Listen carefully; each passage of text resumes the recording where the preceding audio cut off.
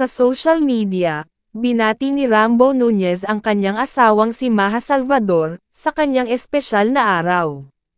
Kaka-celebrate lang ni Maha, ng kanyang 35th birthday ngayong araw, October 5, 2024. Matatanda ang ilang linggo lang nabinyagan ang kanilang baby, na si Maria Rina. Ito ang unang kaarawan ni Maha Rina bilang isang ina.